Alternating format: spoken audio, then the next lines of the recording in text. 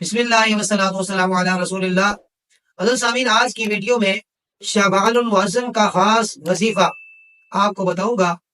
یہ ماہ مقدس بڑی عظمتوں والا ہے۔ ایک تو اس کے اندر آیا درود نازل ہوئی کثرت کے ساتھ نبی رحمت صلی اللہ علیہ وآلہ وسلم کی ذات والا شان پر ہدیہ درود پیش کرنا چاہیے۔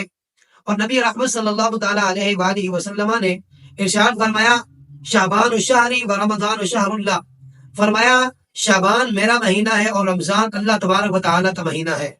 حضرت امام جعفر الصادق علیہ السلام، آپ القول البدی کے اندر آپ کا قول نقل کیا جاتا ہے کہ حضرت امام جعفر الصادق علیہ السلام آپ نے فرمایا کہ جو بندہ اس ماہ مقدس کے اندر نبی رحمت صلی اللہ علیہ وآلہ وسلم کی ذات والا شان پر روزانہ 700 مرتبہ درود پاک پڑھے گا، اللہ تبارک و تعالیٰ ایسے فرشتوں کو مقرر فرما دے گا جو اس درود کو لے کر نبی رحمت کی بارگاہ میں پہنچائیں گے۔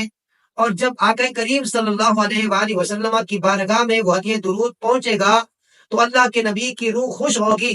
حضرت امام جعفر الصادق علیہ السلام فرماتے ہیں تو اللہ تبارک و تعالیٰ ان فرشتوں کو حکم ارسال فرمائے گا کہ اس بندے کے لیے قیامت تک دعائے مغفرت کرتے رہیں جس نے میرے لجپال نبی کی ذات پہ درود پاک بھیجا ہے۔